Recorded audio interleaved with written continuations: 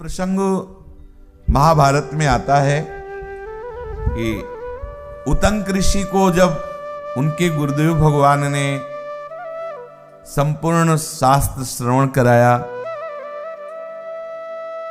संपूर्ण तप पद्धति, योग पद्धति, मंत्र पद्धति आदि की शिक्षा दी और कहा अब तुम पूर्ण हो। भाई कापी जांचने वाला ही तो नंबर रखता है। हम बहुत समझे कि मॉनिटर है, हम मॉनिटर पढ़ने में, और गुरु रख दे 0, आज टीचर रख दे 0 तो उसी को माना जाएगा। भाई गुरुदेव मोक्ष मूलम गुरु कृपा। हाथ जोड़ करके खड़े हुए और कहा सोहम अनुज्ञातो भवतेच्छामीष्टम गुरुवर्थमुपहर्तुमिति तेनैव मुक्त उपाध्यायः प्रत्युवाच वत्सोतंक उष्यतां तावदीति। आज्ञा मिले गुरुदेव, आपको मैं क्या आपकी अभीष्ट गुरुदक्षिणा भेंट करूं, आज्ञा दीजिए। उतंक के ऐसा कहने पर उपाध्याय बोले बेटा कुछ दिन आश्रम में और रह लो, बस यही दक्षिणा है और क्या है। कुछ दिन और रहे, फिर कहा भगवान अब आज्ञा दीजिए क्या गुरुदक्षिणा दें, कौन सा प्रिय कार्य करें, कौन सी प्रिय वस्तु लाएं, कौन सी प्रिय आपकी आज्ञा है जिसका मैं सांगोपांग पालन करूं। उपाध्याय ने कहा, गुरुदेव ने कहा कि वत्स वैसे मेरे हृदय में तो कोई इच्छा नहीं, पर तुम बार बार ऐसा कह रहे हो तो जाओ गुरु पत्नी से पूछ लो। हम सब ऋषियों की संतान हैं, जितने भी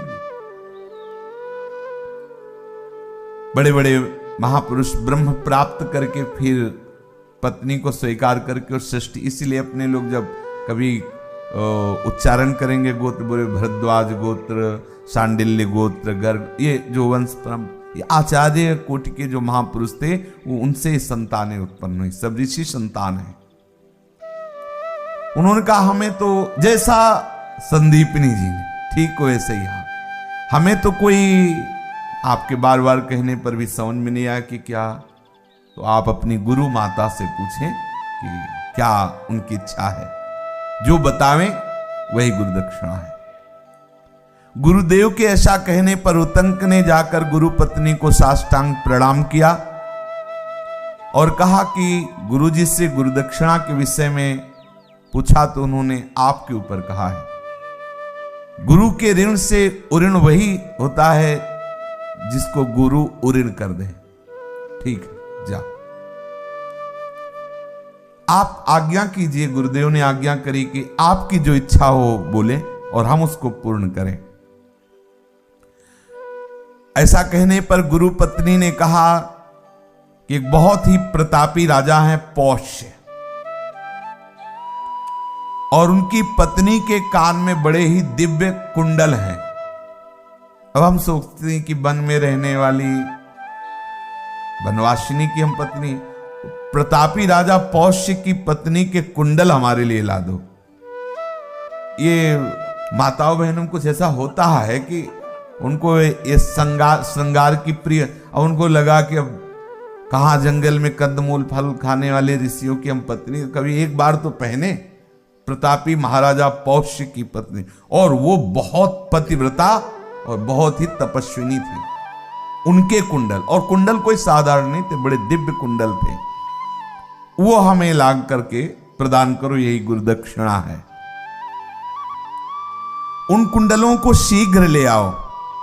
आज के चौथे दिन पुण्यक व्रत होने वाला है, उस दिन कानों में उन कुंडलों को पहन करके ही हम ब्राह्मणों को भोजन परोसेंगे, ऐसी हमारी इच्छा है। चौथे दिन, 4 दिन के अंदर आ जाना चाहिए। मेरा मनोरथ यही है, जाओ तुम्हारा कल्याण हो, गुरुदक्षिणा की पूर्ति करो, उनके कुंडल लाओ। गुरुपत्नी के ऐसा कहने पर उतंक ऋषि ने साष्टांग प्रणाम किया और गुरु चरणों का चिंतन किया कि हमें तो कुछ ज्ञान नहीं है कैसे लाना है, अब आप ही हमें सामर्थ्य भी देंगे। तो आगे मार्ग में जा रहे थे तो एक विशालकाय बैल मिला और उसमें बैठा हुआ एक पुरुष। उतंक ऋषि से कहा, भो उतंकै तत्पुरीशमस्य ऋषभस्य भक्षयस्वेति स एव मुक्तो नैच्छत्। सुनो, इस मार्ग से यदि निर्विघ्न जाना चाहते हो तो बैल का गोबर खाओ, तभी आप जा सकते हो। गोबर खाने की इच्छा कोई होती है, उनका खाओ तभी आप जा सकते हो। जहां आप जा रहे हो बहुत दुर्लभ कुंडल हैं। तुमने चिंतन किया ना कि गुरु कृपा ही तुम्हें मार्ग दिखाएगी, गुरु कृपा ही तुम्हें बल देगी। तो वहां तक पहुंचने के लिए तुम्हें जो निर्विघ्नता चाहिए, उसके लिए तुम्हें गोबर इस बैल का खाना होगा। जो पुरुष उसमें सवार था, उनका खाने की तो कोई चीज है गोबर। उतंक ऋषि ने कहा, बोले अब गुरु सेवा करनी तो खाना पड़ेगा। पुरुष बोला, उतंक खा लो, विचार न करो, तुम्हारे गुरु भी इस मार्ग से जब गए थे तो पाया था गोबर, तुम्हें भी पाना होगा। जब उसने ऐसा कहा तब उतंक ने कहा, बहुत अच्छा, और उस बैल के गोबर को लिया और खड़े खड़े उस गोबर को पाया। फिर ऐसे ही आचमन कर दिया, ऐसे खड़े खड़े ऐसे ही मुंह में डाल चल दिया और चल पड़े। एक एक चरित्र पर ध्यान देने का विषय है। जहां वे क्षत्रिय राजा बहुत ही धर्मात्मा पुण्यात्मा पौष्य रहते थे, उतंक ने देखा वे आसन पर बैठे एक महान तेजस्वी सूर्य के समान महाराज पौष्य प्रतापी राजा। दूर से देखा, उतंक समीप गए और कहा, आशीर्वाद देते हैं राजन। अब ऐसा थोड़ी कि प्रणाम करते हैं राजन, तपस्वी तो अलग अलग मुद्रा होती। जैसे ऋषि किसी राजा के यहां जाते थे, पहले अगर किसी कार्य हेतु, कोई आज्ञा देने हेतु, कोई प्रजा पालन में अगर त्रुटि हो रही तो समझाने हेतु, तो जाके हाथ थोड़ी जोड़ते थे, राजन सुखी रहो, चिरंजीवी रहो। फिर वो तुरंत उतरे, प्रणाम किए, फिर वार्ता। ऐसे उनका नमस्कार ऐसे होता था। उतंक ने कहा, हमारा आशीर्वाद तुम्हारे साथ है महाराज पौष्य से, और मैं कुछ याचना करने यहां आया हूं। राजा तत्काल सिंहासन से उतरे। ब्रह्म ऋषि हैं उतंक ऋषि, यद्यपि नवीन अवस्था है। प्रणाम किया और कहा, भगवान याचना की क्या बात? मैं चक्रवर्ती सम्राट पौष्य तुम्हारा सेवक हूं, दास को आज्ञा कीजिए। उतंक ने कहा, मेरी गुरु माता ने आज्ञा करी गुरु दक्षिणा के लिए तुम्हारी पत्नी के कुंडल, वो दोनों कुंडल हमें चाहिए, आप दे दें, और ये देना आपके योग्य है। योग्य मतलब मैं पात्र हूं, ऐसा नहीं कि कुपात्र को दे रहे। इसलिए कहा, प्रमाणित किया कि मैं गुरु आज्ञा से आया हूं, गुरु माता को देना है, इसलिए मैं सुपात्र हूं, आप दे दें, तुम्हारे योग्य है ये बात। अरे ब्रह्मन, आप कैसी बात करते हैं? ये महल आपका, ये राज्य आपका, मांगने की आप जाइए महल में, आदेश कीजिए, रानी आपको तत्काल अपने कुंडल दे देंगे। आपको आदेश करना, मांगना थोड़ी है। अंतापुर में प्रवेश किया, पूरे महल में घूम आए, लेकिन रानी दिखाई नहीं दी। वो सोचा ऐसी भी मजाक, पौष्य राजा, पूरे महल में कहीं रानी नहीं नजर आई। पौष्य के पास आकर बोले कि देना नहीं था तो ये झूठी बातें क्यों की कि मैं दास हूं, पूरा महल आपका, रानी आपकी आज्ञा में है, आप जाके आज्ञा कीजिए और कुंडल ले आइए। झूठी बात क्यों की, छल क्यों किया? आप जैसे धर्मात्मा राजा को शोभा नहीं देता। तुमको महाराज हुआ क्या? बोले महल में महारानी है ही नहीं, कहीं भी नहीं, हमने देख लिया। उतंक के ऐसा कहने पर एक क्षण शांत हुए पौष्य और कहा, महाराज आप अपवित्र हैं, इसलिए हमारी रानी तपस्विनी और पतिव्रता है, इसलिए उसको वही देख सकता है जो पवित्र है। आप कहीं ना कहीं अशुद्ध है, विचार कीजिए और तब आप जाइए शुद्ध होकर के। छत्राणी पवित्रता है, पातिव्रत धर्म से युक्त है, और आप में अपवित्रता है, इसलिए आप उसे देख नहीं पा रहे। विचार क्या उनका, एक ही बात हो सकती है, रास्ते में गोबर खाया था आज और ठीक से कुल्ला करके आचरण नहीं किया। तो ध्यान दीजिए, चरणामृत और श्री आराध्य देव का उच्छिष्ट ये कभी जूठा नहीं होता। जैसे आप माला कर रहे हैं, भजन कर रहे हैं, आपको मंदिर में सीधे प्रभु के सामने आपको प्रसाद का किनका मिलता है, आप किनका डाल लेते हैं, उसमें आचमन की जरूरत नहीं है। चरणामृत मिला, उसमें आज परम पवित्र है। इसके अलावा अब आप जो भी घर में यदि भोग लगाते हैं, इससे आपको हाथ धो करके आचमन करके ही अपने कार्य करने चाहिए। भगवत चरणामृत और प्रसाद का किनका, इसके अलावा कभी जूठे मुंह नहीं रहना चाहिए। ये जो कुछ भी खाया कुछ भी, ऐसे नहीं।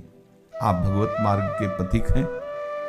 ये जो बोतल में जल भरे रहते हैं, उनसे प्रार्थना है कि अगर आपको बार बार पीना है तो एक छोटा सा गिलास रखिए, कप रखिए और आप उसमें डाल लीजिए, ऐसे दूर से पी लीजिए। फिर वही बोतल में मुंह लगा के फिर वो सब। एक बार जिस पात्र से पानी पी लिया जाता है और कुछ क्षण उसको रखने के बाद दोबारा अगर उसी में पिया जाए तो अपवित्र होता, अंतःकरण को अपवित्र करने वाला। इसीलिए शास्त्रीय सिद्धांत में जहां कहीं लोटा रखा होगा वहीं पास में गिलास भोजन के लिए, और वो थोड़ा उतना ही जल डालिए जितना आप पी सकते हैं। जिस लोटे के जल से आपने पहले पैर धोया और फिर उसको पिए, आपका अंतःकरण अपवित्र होगा। संध्या का बचा हुआ जल, पैरों में डाला हुआ जल, और ये जो जूठा, जिसे ऐसे रोटी दांत से काटी और आपने रखी, फिर वो ये सब अपवित्र हाथ से तोड़कर, ये शास्त्रीय पद्धति का सम्मान करना सीखे, उसी से अंतःकरण पवित्र होता है। पानी उतना ही गिलास में लीजिए बोतल से जितना आप पी सकते हैं। ऐसा नहीं कि बोतल में गुड़ थोड़ा पिया फिर बंद किया फिर रख दिया फिर पिया। ये संसारिक बातें नहीं चलेगी। वैष्णव हो, भगवत मार्ग के पथिक हो, आप बार बार पिए, लेकिन उतना ही डालिए जितना आप पीते हैं। 2 बूंद से क्या हटा दिया, पवित्र करके रख लिया। और ऐसा क्या चिड़िया की तरह बार बार चुनते रहो पानी पर। हाँ, अरे एक बार टंकी है इतनी, रख लिया 2-3 घंटे के लिए, आधा लीटर 1 लीटर। भाई गाड़ी में बार बार डालते हो 50-50 ग्राम, ये गाड़ी ही तो है शरीर। 1-2 बार भोजन का रखो और 2-3। बाबा तो एक बार ही लेते थे 24 घंटे में जल भी। राधा बाबा बाल्टी और गिलास से आता था जल साबले और इकट्ठे रख लेते थे। 20 गिलास 16 गिलास ऐसे बाबा पीते थे, डालते जाते थे जब तक तो चलो अपना उस कोट के, नहीं तो थोड़ा। अब किसी किसी को देखते हैं बैग में रखते हैं गुड़ एक कुल्ला, फिर बार बार सत्संग हो रहा है, बार पता नहीं तुम्हें जल पीने की याद कैसे आ गई तुम्हें बार बार ये सब। तो इसे आप ऐसा मान लीजिए कि यदि आप अपवित्र मुख रहेंगे तो नाम में रुचि नहीं रहेगी। देख लेना, जब एक पतिव्रता पत्नी का दर्शन नहीं हो सकता तो हमारे इष्ट का कैसे दर्शन हो सकता है। इसलिए सावधान, बड़ा शुद्ध। वैष्णव जनों को देखिए ना कैसे आचरण से रहते हैं, कैसी पवित्रता रखते हैं। ये बार बार चिड़िया की तरह चुनना, हाँ कुर चबाते रहते, ये चिप्स वो ये सब साधकों के लक्षण नहीं। गृहस्थी विरक्ति कोई भी हो, एक बार बैठ जाओ और खूब चिप्स विप्स जो हो श्री जी को भोग लगाओ, बैठ के पालो। बार बार क्या हो इधर चुनना उधर चुनना। आपका मुख अपवित्र था, इसलिए उस पत्नी का दर्शन नहीं हुआ, पौष्य महाराज की पत्नी का दर्शन। उतंक ने स्मरण किया और कहा हाँ शुद्धि रह गई थी, क्योंकि ऐसे चलते हुए पानी ऐसे ही डाल लिया, वैसे ऐसा नहीं। कुल्ला करो पहले। अगर कोई चीज आपने पाई जिससे जूठा मुंह कहा जाता है तो पहले कुल्ला किया जाता है, आचमन किया जाता है। आचमन में अपने लोग नारायण केशवाय नहीं बोलते, राधा वल्लभ श्री हरिवंश राधा वल्लभ, अपने अपने इष्ट का नाम लेते हैं। जैसे शास्त्रीय पद्धति में ना केशवाय नमः, नारायणाय नमः, माधवाय नमः, तो या राधा वल्लभ श्री हरिवंश, राधा वल्लभ श्री हरिवंश। खड़े खड़े आचमन ऐसे नहीं। पौष्य ने कहा ब्राह्मण शास्त्र विधि का उल्लंघन करने वाले को कभी सिद्धि प्राप्त नहीं होती। और भगवान ने गीता जी में भी कहा है जो शास्त्र विधि मुत्सृज्य, जो शास्त्र विधि का त्याग कर वो सिद्धि और शांति को प्राप्त नहीं। इसीलिए तो हम लोगों की भजन में उन्नति नहीं हो रही। छोटे छोटे अपराध ऐसे जो हमारे मन को मलिन कर, अपने भगवत मार्ग के पथिक वैष्णव जन जिन्होंने दीक्षा ली, थोड़ा सा कुछ लोग इतना हट करते हैं कि आपने कहा था कि वो किशमिश भोग लगा के ले जाएंगे, प्याज लहसुन में डाल सकते हैं ना, इतना प्यारा प्याज लहसुन है। प्रभु कैसी कैसी भगवान की विचित्र लीला है। मतलब उसको हमें चाहिए ऐसी कौन सी जहां छौंका जाता वो एरिया में दुर्गंध हो जाती है। जिस घर में छौंका, पता नहीं लोग कितना प्यार करते हैं। अरे इतना प्रभु के प्रसाद से प्यार करो। प्रभु कौन सा, हमें तो इतने स्वादिष्ट स्वादिष्ट प्रसाद बनते हैं प्रभु, 56 भोग, एक से एक व्यंजन, दुर्गंधित पदार्थ। जो हमारे संतों ने मना किया तो मान जाओ, नहीं खाना प्याज लहसुन, क्या है। और फिर और वो उनकी चर्चा ही बड़ी निकृष्ट है, उनको क्या खाना। अरे भाई सावधान हो, कितनी सुंदर सुंदर सब्जियां हैं, हाँ कितनी सुंदर सुंदर पकवान, सुअर मुर्गा, हे भगवान अंडा उसमें क्या भरा है, मलय मूत्र तो भरा है। और बोले हम बहुत स्वादिष्ट भोजन, मल मूत्र पाने वाले स्वादिष्ट भोजन पा रहे। अरे बोले उसमें विटामिन बल है, ऐसी विटामिन बल पूछो मत, हर विकार तुम्हें परास्त किए, तुम बलवान हो। अरे नाम जप करो, शुद्ध गाय का दूध पियो, गाय का घी खाओ, देखो कैसा बलवान होते हो। जिनमें बल है वो तो चीजें पाई नहीं जा रही। ब्रह्मचर्य में बल है, जितेंद्रियता में बल है, पवित्र चिंतन में बल है, भगवान नाम में बल है, पवित्र आचरण में बल है, इनमें बल है। ये बल समझते हैं, इधर उधर जीवों की हत्या करके जीवों के सब निकृष्ट, और सोचते हैं कि हम दान पुण्य करके पवित्र हो जाएंगे। जो विधि का उल्लंघन करता है, आप ध्यान दीजिए, बहुत काम की बात है, बहुत सावधान रहिए। ओ खड़े खड़े लघु शंका किए, कपड़े लत्तों में गिरे रहे, और फिर तो मतलब थोड़ा सावधानी से, पवित्रता का पशुता नहीं होनी चाहिए। मान लो गांठ में दर्द है, थोड़ा पवित्रता से जहां तक हो सके ऐसा कि अब खड़े खड़े ऐसे बाहर करोगे तो पैरों में सब पड़ेगा, नहीं पड़ेगा। अब कितने ऐसे महापुरुषों को देखा है कि लघु शंका की उसी हाथ से ऐसे हाँ देखा है ऐसा। भाई सावधान, थोड़ा सा तो हाथ वाथ धो लो, आचमन ठीक से कर लो, लघु शंका चैन से तो हो जाओ, चैन से थोड़ी पवित्रता का निर्वाह अत्यंत आवश्यक है। कम से कम और नहीं तो भगवत मार्ग के पथिक तो सावधान रहे ही।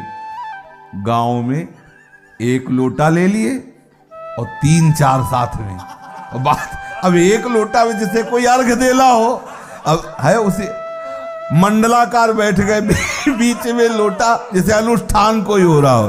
अब बताओ क्या उसमें, तो यही है। इसलिए सावधानी से पवित्रता का निर्वाह तो करो ही सावधानी से।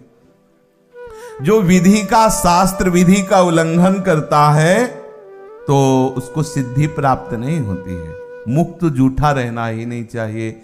और ये पान मसाला, तमाकू, इस तरह के व्यसन नहीं होने चाहिए। जिस मुख में नाम जप कर रहे हो, बार बार अशुद्ध चीजें खाओ और सोचो नाम जप चले, असंभव है। भोजन पवित्र जहां तक हो सके अपनी चेष्टा रखो। आपकी जो गुरुजनों ने नियमावली दी उसके अनुसार चलो, पवित्र आचरण को, भजन तो स्वाभाविक होने लगता है। फिर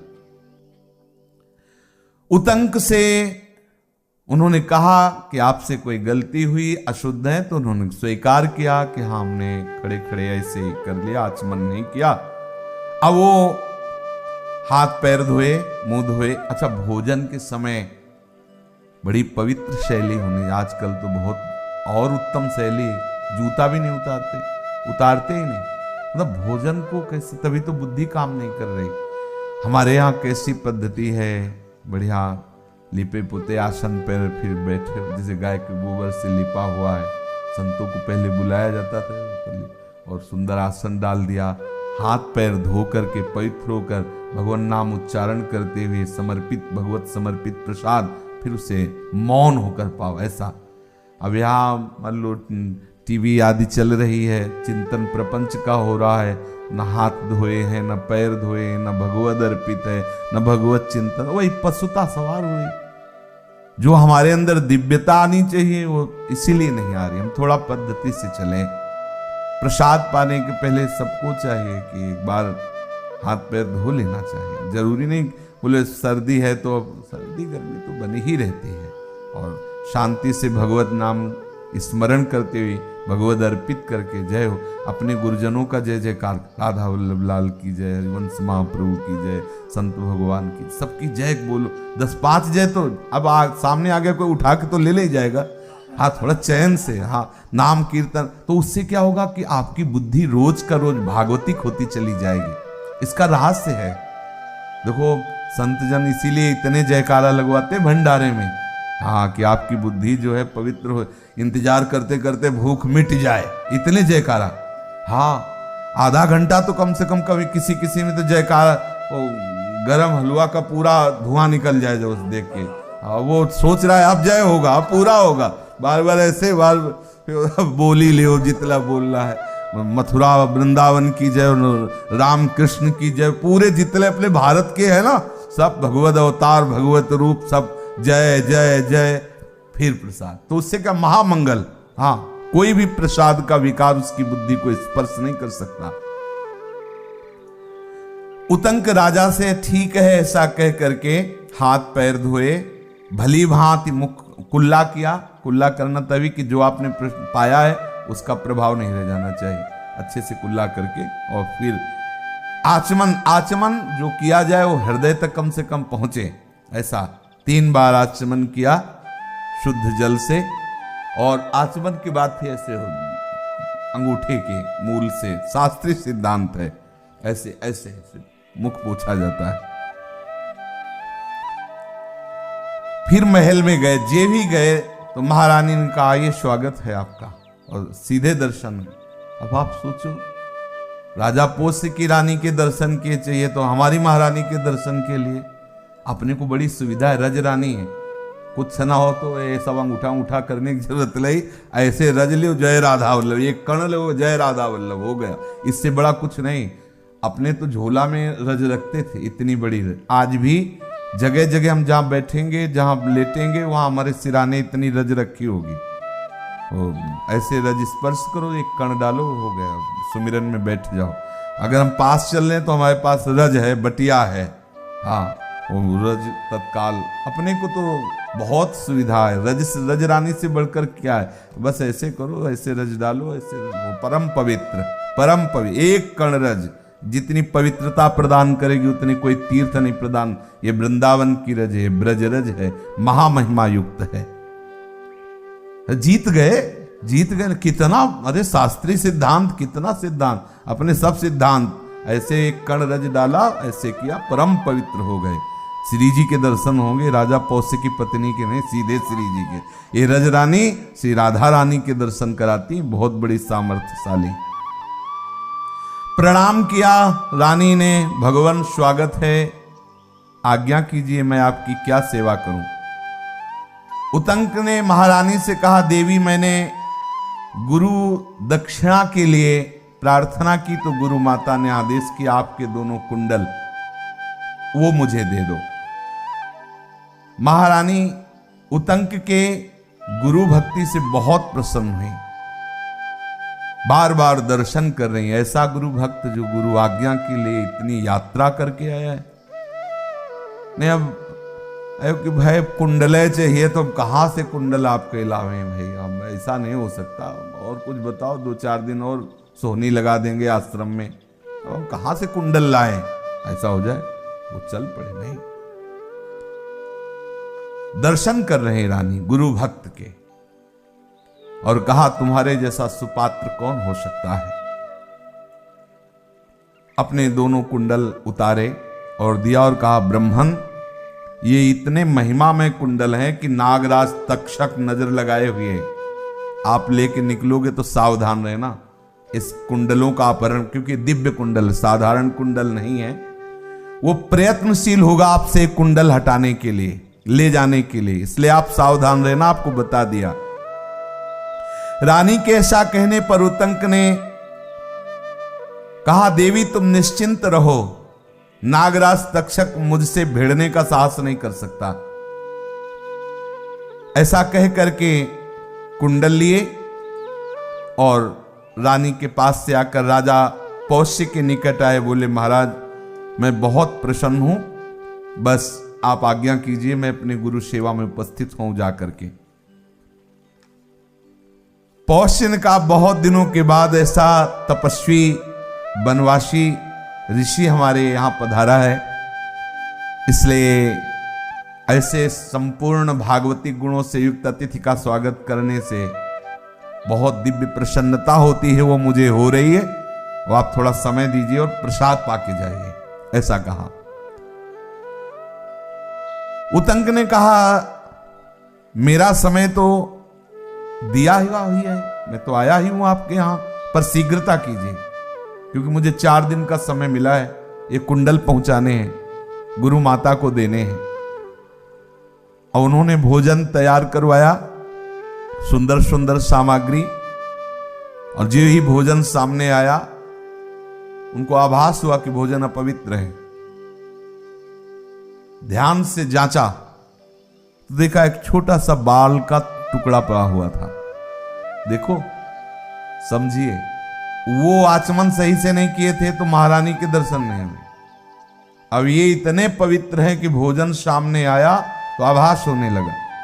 सच्ची मानना, यदि आप सही शास्त्रीय पद्धति से चल रहे हैं तो आपका अंतःकरण इतनी सामर्थ्य से युक्त होगा कि आसपास का वातावरण तत्काल आपके हृदय में अंकित हो जाएगा, ये हो रहा है ऐसा, ये व्यक्ति ऐसा, मतलब पूरा वहां बताना नहीं पड़ता ऐसे सब, क्योंकि जब सच्चिदानंद प्रभु ही तप हैं, वही मंत्र हैं, वही शास्त्र हैं, जब उनके अनुसार चल रहा है तो उनको आभास हुआ कि भोजन अपवित्र है। क्या उसमें देखा, बाल का टुकड़ा है। ये सावधानियां रखनी चाहिए, भोजन में बाल पड़ना अभक्ष हो जाता है, उससे नहीं पाना चाहिए जिसमें ये बाल पड़ जाए ऐसे। इसीलिए भोजन बनाने वाली माताओं बहनों को चाहिए कि कोई वस्त्र बालों में लपेट कर बांध करके ही रसोई सेवा करें। ठाकुर सेवा में जो रसोई सेवा करनी है तो जो गृहस्थ माई जन है उनको वो ऐसे कुछ टोपी या कुछ ऐसे कपड़े से बांध लेने चाहिए जिससे बाल भोजन में ना गिरे। अगर बाल गिर जाता है तो ना प्रभु को भोग लगाने योग्य होता है और ना किसी वैष्णव संत जनों की सेवा में देने योग्य, अपराध लगता है। मान लो वो तो इतने प्रभावशाली हैं कि समझ गए, अगर आपका कोई ऐसा प्रसाद जिसमें बाल है और संत जन पाए और बाल निकला ऐसे, मान लो कुछ वैष्णवता के कारण ना बोले तो भी आपके द्वारा दिया हुआ अभक्ष, इसलिए आपके सुकृत नष्ट हो जाएंगे, इसलिए सावधान रहे। अब उतंक ने देखा कि उसमें बाल पड़ा हुआ है, ये तो अपवित्र भोजन है। राजा से कहा कि आपने मुझे अपवित्र भोजन का निमंत्रण क्यों दिया? यदि निमंत्रण दिया तो आपको सावधानी रखनी चाहिए। आप रसोइया के पास जाकर उसे शासन के द्वारा समझाते कि ऋषि का भोजन है, आप स्वयं निरीक्षण परीक्षण करते, ऐसे ही भेज दिया। पौष्य, मुझे तुम अपवित्र अन्न दे रहे हो। पहले क्या था कि ये जो ऋषि महात्मा जन, उनके नाक में गुस्सा होता था, यहां जरा में बस, तुम आंखों से अंधे हो, बिना देखे हुए अगर हम पा लेते तो हमारा सारा तप नष्ट हो जाता, इसीलिए तुमने निमंत्रण दिया। जाओ, आंखों की ज्योति तुम्हारी नष्ट हो जाए, साफ दे दिया। महाराज उतंक ने, राजा घबरा गए, उन्होंने हाथ जोड़ा और कहा, महाराज हम कोई रसोइया थोड़ी कि हमसे अपराध बन गया। भाई राजा है, राजा हो तो निमंत्रण आपने दिया है, आपको देखना है, अपराध आपका माना जाएगा, आपने अपराध किया, फिर भी आप दूषित अन्न हुआ तो उसको अपराध में इतना बड़ा हमें दंड दे दिया। आपको ज्ञान नहीं, आपने क्या हमें दंड दिया? जीवित हमारी आंखें ही पूरे जीवन अंधे रहेंगे। तो जाओ, हम भी महाराज कहते हैं कि आपको संतान सुख प्राप्त नहीं होगा। क्या जानो तुम जंगली बाबा जी, जाओ तुम्हें संतानहीन होने का हम साप देते, क्योंकि वो भी ये हुआ करता तो पहले सापा सापी।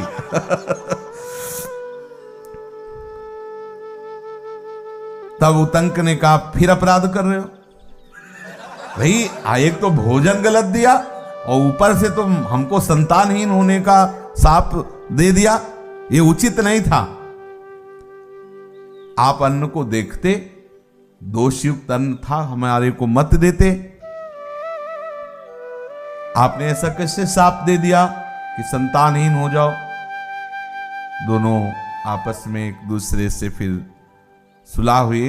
राजा ने कहा किसी खुले केस वाली स्त्री ने रसोई सेवा में सहयोग किया और उसका बाल उसमें आ पड़ा, इसलिए क्षमा कीजिए।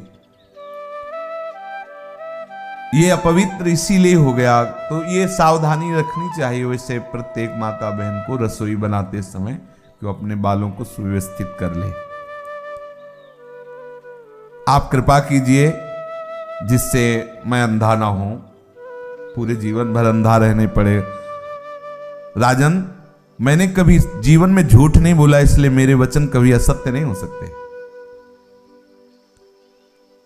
पर यह जरूर है कि आपको दुख हुआ कि अपवित्र भोजन है, आपने माना गलती हुई, थोड़े दिन बाद फिर नेत्र ज्योति आ जाएगी। थोड़े दिन तो रहोगे, फिर नेत्र ज्योति आ जाएगी। तो देखो तुम भी ऐसा कहो कि तुम्हारा भी श्राप पूरा लागू ना हो। हाँ, पौष्य ने उतंक से कहा कि मैं सांप को लौटाने में असमर्थ हूं। आपका हृदय तो ब्रह्म ऋषि हो, मुलायम है, इसीलिए आपने कह दिया, लेकिन मेरा हृदय क्षत्रिय हृदय है, इसमें इतनी जल्दी द्रवण क्रिया नहीं होती कि हम कह दें हमारा सांप कम दिनों में हो जाए, ऐसा कुछ। तुम्हारी वाणी तीखी होती तो हमारा हृदय तीखा होता है, हम क्षत्रिय स्वभाव के हैं। वाणी नवनीत कोमल के समान और हृदय भी कोमल, और हमारा तो हो सकता है वाणी भी कठोर हो, हृदय भी कठोर हो। ऐसी दशा में कठोर हृदय होने के कारण मैं सांप को बदल दूं, ऐसी मेरे में ना इच्छा है ना सामर्थ्य है, इच्छा भी नहीं। तुम एक ऋषि होते हुए सीधे सांप दे दिए, तुम्हारा तो हृदय अत्यंत कोमल होता है, हम तो कठोर हृदय वाले रजोगुणी युक्त राजा हैं, इसलिए हमारा सांप तो लागू रहेगा आपके ऊपर। बड़ा जोर का होता था भाई, गृहस्थ विरक्त भी, वो उनको तो वो उनको। उतंक बोले राजन, आपने अन्न की अपवित्रता देखी, मुझसे क्षमा मांगा, अनुनय विनय की, तो आपको हमने फिर क्षमा भी तो कर दिया कि आपके नेत्र आ जाएंगे, तो आपने मुझे संतानहीन होने का श्राप दिया, ये ठीक है नहीं, कसक रहा है। हमारे भी वंश में तो तेजस्वी कोई महात्मा होते। आपका श्राप मैं अपने तपोबल से नष्ट करता हूं, लागू ही नहीं होगा। जाओ, सिद्धांत है। आपने मुझे अतिथि रूप से निमंत्रित किया, अपवित्र अन्न दिया, इसलिए हमने श्राप दिया। आपने स्वीकार किया, इसलिए श्राप को हमने कम कर दिया, कुछ ही दिनों में आंखों में तेज आ जाएगा। आपसे हम फिर कह रहे हैं कि बिना अपराध के आपने ऐसा हमारे लिए श्राप दिया, तो आपने कहा हमारा हृदय कठोर है, हम कम नहीं कर सकते, तो हम अपने तपोबल से आपके श्राप को नष्ट करते, लागू ही नहीं होगा हमारे ऊपर। अब इतना सामर्थ्यशाली महात्मा, जाओ तुम्हारा मंगल हो राजन, ऐसा भी कहा। ऋषियों की महिमा हो, तुम्हारा मंगल हो, क्योंकि कुंडल गुरुदक्षिणा दी है, इसलिए तुम्हारा मंगल हो, कुछ दिनों में ज्योति आ जाएगी, अच्छा रहेगा। अब वो चले तो मार्ग में एक नग्न व्यक्ति को दिखाई दिया, जो बार बार दिखाई देता छिप जाता। उनको याद आया कि महारानी ने कहा था कि वो तक्षक नाग एक कुंडल लेने की चेष्टा करेगा। ध्यान देते जाना, किसी भी आज्ञा की पूर्ति में कितने विघ्न आते हैं, कोई साधारण नहीं होता। भगवत मार्ग कितने आपके नहीं विघ्न आते, देखो ना, पग पग पर सामर्थ्य भी प्रभु ही देते हैं। कुछ दूर जाने पर उतंक ने उन कुंडलों को जलाशय के किनारे रखा और स्वयं लघुशंका लगी थी, क्योंकि ऐसे पवित्र कुंडल लेके लघुशंका नहीं कर सकते थे। तो अब हमने तो देखा कि माला भी चल रही, लघुशंका भी हो रही है। ऐसे वो खड़े खड़े वैष्णव थे तो देखा, पता नहीं किस भाव दशा में थे। ऐसे माला भी ऐसी थी। गोविंद स्वामी ने ठाकुर जी को लिए ऐसे खड़े, तो हो सकता है ऐसी किसी भाव दशा में हो, मंत्रावेश हो ऐसा, पर ऐसा नहीं होना चाहिए। अगर कभी ऐसा हो, कोई साथी हो तो ठीक है, नहीं तो अपनी माला को गले में करके ऐसे हृदय में कर लो। ऐसे हृदय में, वैसे संत जन झोली रखते हैं अपनी झोली में, साधक को एक झोली तो रखना ही चाहिए जिसमें माला है और वाणी जी है, एक कुछ ऐसे रज है, चरणामृत है, ये तो झोली में होना चाहिए। और अब झोली नहीं है, माला आदि लिए हुए हो, तो फिर उसको ऐसे वस्त्र पहने हो तो ऐसे छाती में रख ले, नहीं तो ऐसे वो उसमें डोरी होती है, ऐसे करके फिर कुछ ना कुछ तो छोटा करके ऐसे, जिससे यहीं हृदय में रहे, फिर लघुशंका आदि करके पवित्र होके फिर। अब वो दूसरा तो कोई था नहीं, और मृग चर्म पहनने वाले, वलकल की लंगोटी लगाने वाले महात्मा तो कुंडल गले में कोई पहन नहीं सकते, तो कुंडल जलाशय के किनारे रखा और लघुशंका करने गए। तो तक्षक नजर किए हुए था, उसने तुरंत कुंडल उठाए, अंतर ध्यान हो गया।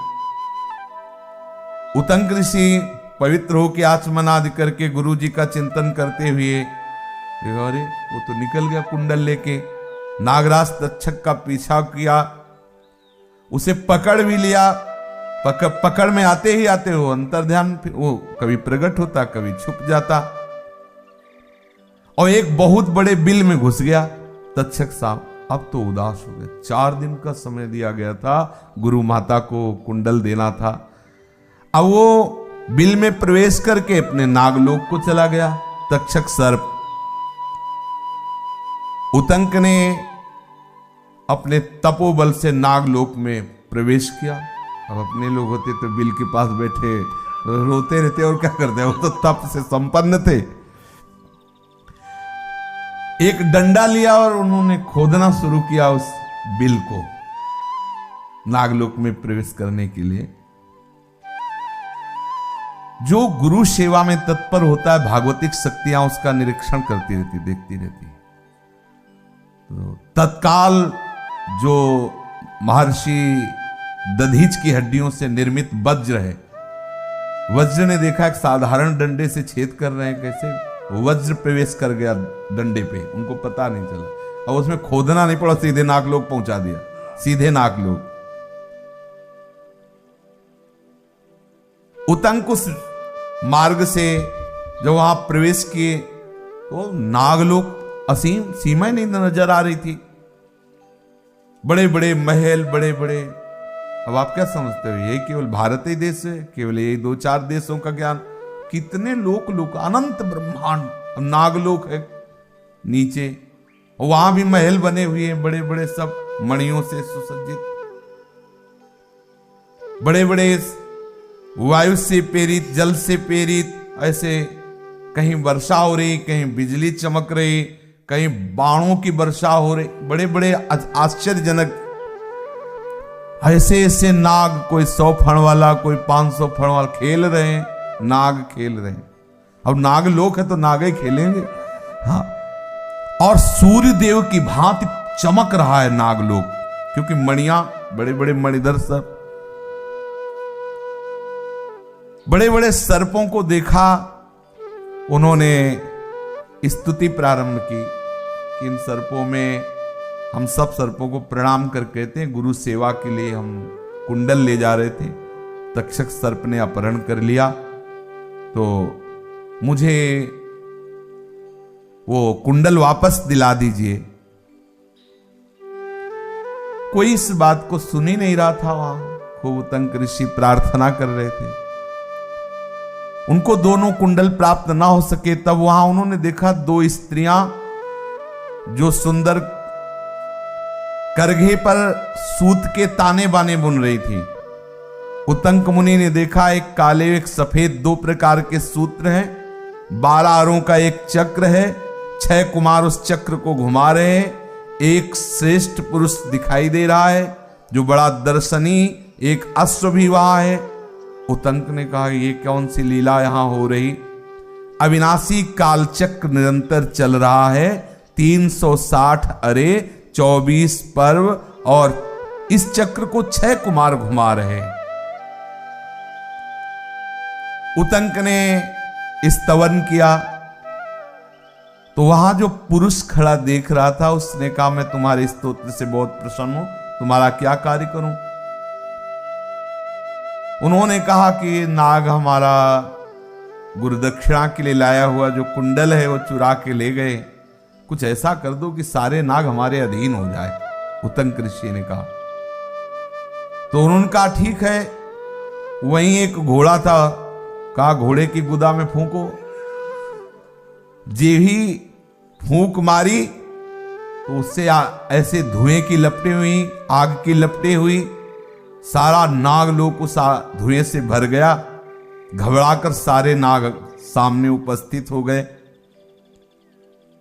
तब जो बड़े बड़े नाग थे उन्होंने ये जाना कि ये प्रयोग इसलिए हुआ है कि तक्षक कुंडल छीन करके उससे कुंडल लाए और कहा आप लोग ये धुआं बंद करो नहीं तो सब नाग मर जाएंगे। बड़ी विचित्र लीला। अब वो कुंडल लेकर सोचने लगे कि 3 दिन तो इसी में व्यतीत हो गया, चौथा दिन है और चौथे दिन में गुरु पत्नी के आज्ञा अक्षरशः पालन, पुण्य व्रत, मैं यहां नागलोक में हूं, ऐसी दशा में मैं इन कुंडलों को कैसे पहुंचा पाऊंगा? बड़े चिंता में पड़े और गुरु का स्मरण किया कि आप ही मुझे सामर्थ्य प्रदान कर सकते हो। तो उस पुरुष ने जिसने कहा था इस घोड़े की गुदा में फूंक मारो, उनका इस घोड़े में बैठ जाओ, बैठ जाओ तुम। जे ही बैठे, बैठते ही गुरु दरवाजे में पहुंच गए। कर तुम अकर तुम अन्यथा कर तुम सर्व। देखो इसमें गुरु महिमा दिखाई दे रही है। बड़े से बड़े विघ्न, बड़ी से बड़ी दूरी, एक क्षण घोड़े में बैठे हो गुरु के दरवाजे में। यात्रा करते तो नागलोक से मृत्यु लोक की यात्रा कितनी, और गुरु का चिंतन किया तो कह ऐसे ही भगवत प्राप्ति होती है। मोक्ष मूलम गुरु कृपा। आंख खुली तो निकुंज के दरवाजे पे खड़े हैं, चलते तो कभी नहीं आ पाते, आ गए दरवाजे में। अब तो बस लाडली जो रजिस्टर देखती जा रही और वो अभी बुलाएंगी प्रेमानंद जी आओ अंदर। हाँ, श्री हरिवंश शरण जे आए, नंद नंदन वृषभान नंदनी निज कर अपनी चिट्ठी श्री वृषभानु कुंवरी नंद नंदन निज कर अपनी चिट्ठी चढ़ाए, दियो मुखराय कछु नहीं गोयो। लाडली लाल ने चिट्ठी में चढ़ा लिया और नंबर आ रहा है धीरे से, दरवाजे पे है, बस इधर उधर मत भागना, सब दरवाजे पे आ गए। बहुत लंबी यात्रा होती है यहाँ पे। आरूढ़ क्षमते ने अच्छी सुखादी नाम ध्यान गम। बस हरिवंश कृपा, गुरु कृपा ने पहुंचा दिया। जैसे उतंक ऋषि को बैठते ही घोड़े में गुरु दरवाजे में पहुंच गए। गुरु पत्नी स्नान करके बैठी हुई थी इंतजार में कि हमारा व्रत संपन्न होने वाला है, और अभी तक वो आए नहीं है। थोड़ा गुस्सा भी आ रही थी कि हमने तो पूछा नहीं था। वही पूछ रहा था कि गुरुदक्षिणा बताओ। अब बता दिया, उसको समय भी दिया 4 दिन का, फिर भी उपस्थित नहीं हुए।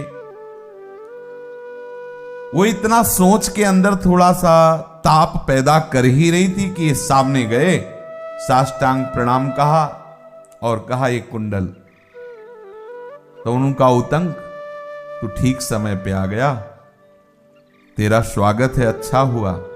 हो सकता था मैं तापित होते होते कोई सांप न दे देती, पहले ऐसा भी था। हमारे गुस्सा आ रहे अभी नहीं आया, अभी नहीं आया तो कुछ कह। अच्छा यहां कुछ भी बोला वही होगा, क्योंकि असत्य बोलना नहीं। अब अपने लोग दिल में अगर ऐसा होला तो पूरे भारत को भस्म कर दे। और इसीलिए ठाकुर जी ने कोई सामर्थ्य नहीं थी, बोले जा मर जा, मच्छर भी नहीं मरेगा, कुछ नहीं होने वाला।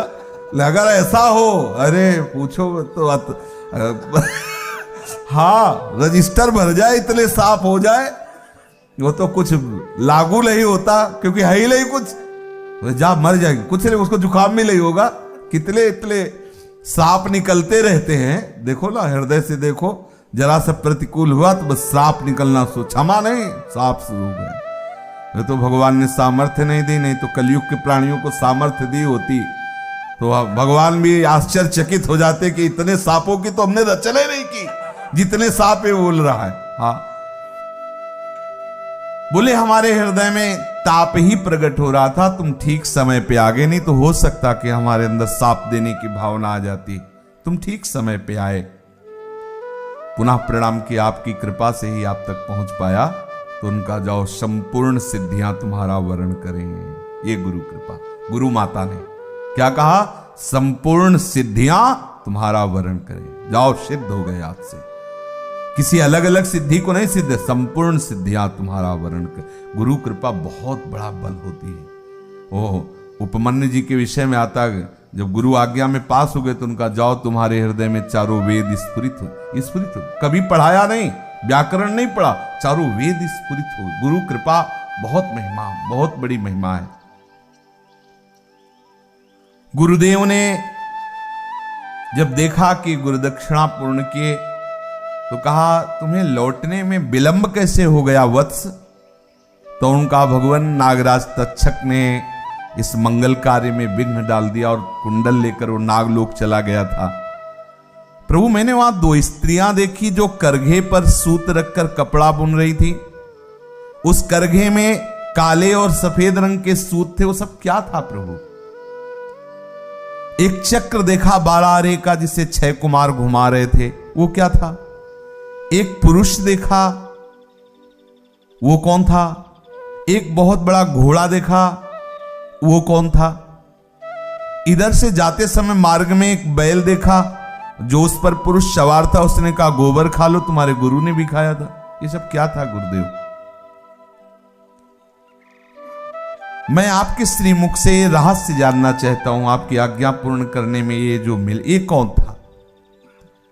तब उन्होंने कहा गुरुदेव ने कि जो 2 स्त्रियां तुम्हें दिखाई दे रही थी वो धाता और विधाता नाम की स्त्रियां थी। काले और सफेद तंतु दिन और रात थे। 12 आरों से युक्त जो चक्र तुमने देखा 6 कुमार घुमा रहे थे, वो 6 ऋतुएं थी, 12 महीने थे।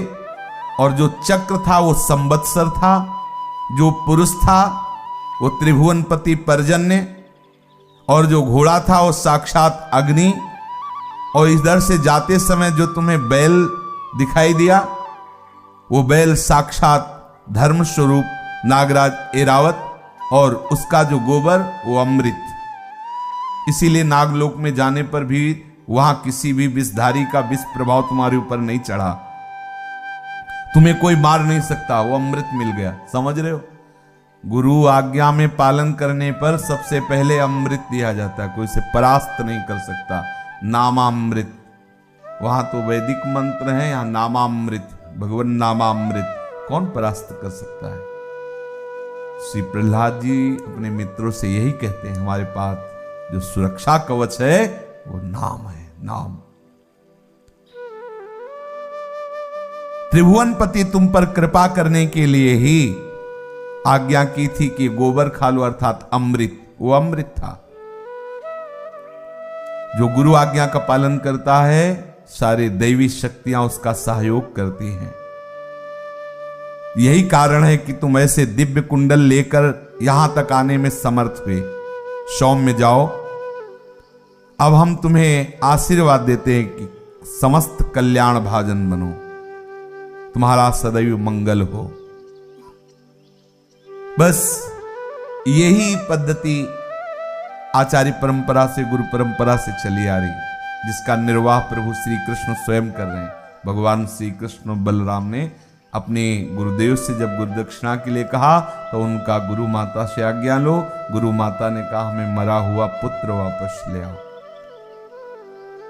ये ऐसा मत समझिए कि आप गुरु मंत्र ले लियो, मनमानी आचरण करके आप घूमे जैसे भी परिस्थितियों, अरे भाई मंत्र तो मिल, कुछ नहीं होने वाला।